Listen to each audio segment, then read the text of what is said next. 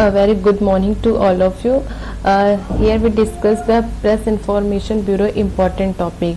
So today is 6 August 2020. So start करते हैं. हमारा पहला टॉपिक आज का क्या है? हमारा पहला टॉपिक है खादी अगरबत्ती आत्मनिर्भर मिशन. खादी अगरबत्ती आत्मनिर्भर मिशन को किसने प्रपोज किया है? Khadi and village industry commission ने. ये किस मिनिस्ट्री के अंतर्गत आती है? Ministry of small and medium enterprises.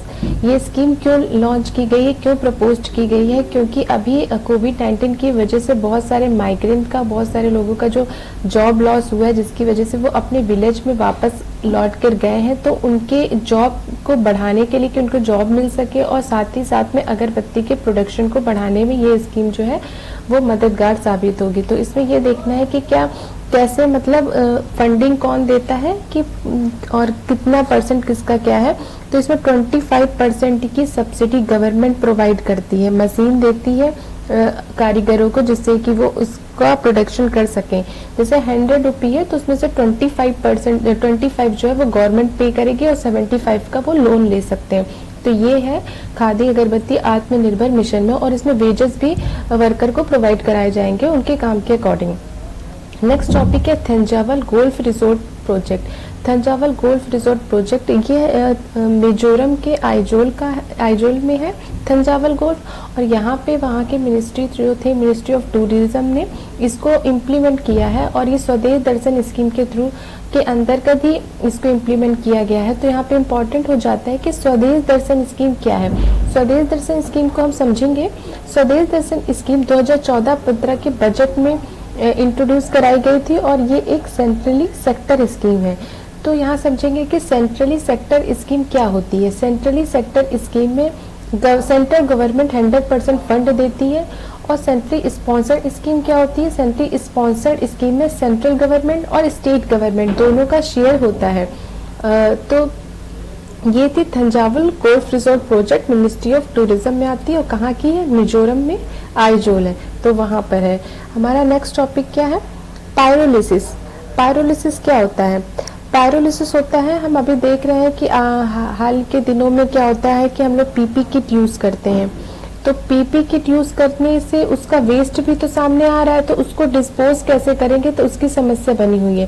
तो उसके डिस्पोजल की समस्या को समाधान करने के लिए पायरोलिसिस का प्रोसेस जो है वो सब लोग ने सजेस्ट किया है कि उसके वेस्ट को हम लोग इससे डिकम्पोज कर लेते हैं. तो pyrolysis is a thermochemical treatment which can be applied to any organic product. इसमें क्या होगा कि हम किसी भी वेस्ट को हाई टेम्परेचर पे हीट करेंगे in the absence of oxygen. उसमें क्या होगा कि फिजिकल और केमिकल कंपोनेंट दोनों हमें अलग अलग मिल जाएंगे, जिसकी वजह से हम उस डिस्पोजल का अपने अकॉर्डिंग अलग अलग तरीके से यूज कर सकते हैं. तो ये अच्छा एक प्रोसेस है जिससे कि हम इन्वायरमेंट में उस वेस्ट को जाने की बजाय हम उसको रीयूनेबल तरीके से उसको यूज कर सकते हैं. तो पायरोलिसिस एक थर्मोकेमिकल ट्रीटमेंट है. हमारा नेक्स्ट टॉपिक क्या है? हमारा नेक्स्ट टॉपिक है मेघना Ghat combined cycle power plant. मेघना Ghat combined cycle power plant क्या है? ये अभी हाल ही में एशियन डेवलपमेंट बैंक ने ये आ गया पोक्कली राइस. तो पोक्कली राइस को समझ लेंगे पहले. पोक्कली वैरायटी ऑफ राइस क्या है? ये केरल डिस्ट्रिक्ट की है और इसको जीआई टैग अभी दिया गया है. और ये फेमस क्यों है? अपने रिच प्रोटीन कंटेंट की वजह से फेमस है. और ये इसमें एक लवणता प्रतिरोधी क्वालिटी भी पाई जाती है, जिसकी वजह से ये न्यूज में थी. पोक्कली वैरायटी ऑफ राइस कहाँ की? केरल की है. तो इसमें ये इतना इम्पोर्टेंट है कि पोक्कली वैरायटी राइस की कहाँ की? केरल की है और इसको जीआई टैग भी दिया गया है. दूसरी है मेघना Ghat combined cycle power plant. अभी हाल ही में क्या हुआ कि एशियन डेवलपमेंट बैंक ने $200 मिलियन का फाइनेंस डील साइन किया है Reliance Bangladesh LNG and power limited के साथ. तो आप यहाँ पे क्वेश्चन ये पूछ सकते हैं कि कंबाइंड साइकिल पावर प्लांट और हमारे जो नॉर्मल साइकिल पावर प्लांट है उसमें डिफरेंस क्या है? तो कंबाइंड साइकिल पावर प्लांट में क्या होता है कि गैस और स्टीम टरबाइन में जो हम फ्यूल यूज करते हैं वो सेम फ्यूल यूज करते हैं. और सेम फ्यूल यूज करने से होता क्या है? जो इफिशियंसी होती है वो हमारी 15 गुना बढ़ जाती है compare to the traditional simple cycle power plant.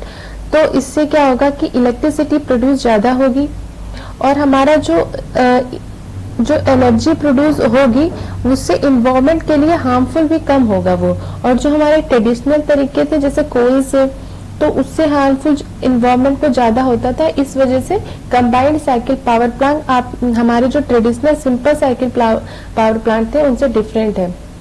और ये है कहाँ, ये नारायणगंज डिस्ट्रिक्ट बांग्लादेश में है और कितने मेगावाट का है, 718 मेगावाट का है। तो ये हमारा टॉपिक था मेघना Ghat combined cycle power plant.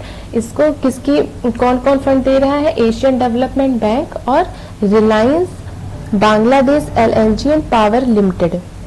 तो ये हमारा टॉपिक था मेघना Ghat combined cycle power plant. Next देखते हैं, नेक्स्ट है इब्राहिम अलकाजी। इब्राहिम अलकाजी कौन है? Ibrahim Alkazi he was an Indian theatre director and drama teacher.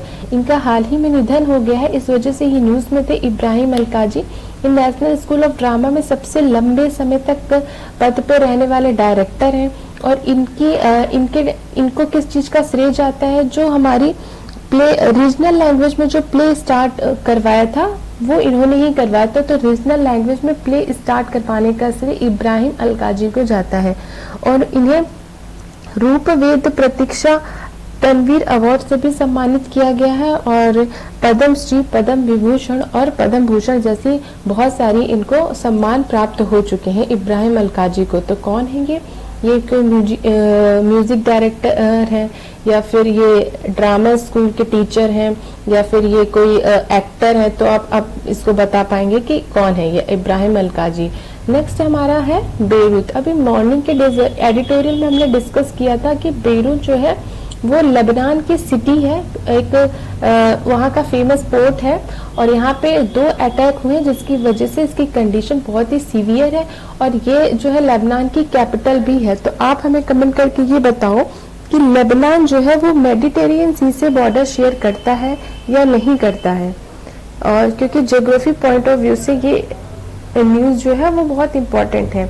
अब एक क्वेश्चन देखेंगे जो यूपीएससी ने पूछा था, ये which country border share with Mediterranean sea, Libya, Lebanon, Jordan और सीरिया। तो आप कमेंट करो कि इसमें से कौन सी कंट्री है जो मेडिटेरियन सी से बॉर्डर शेयर करती है। तो आज का लेक्चर यही खत्म होता है। Thank you for listening.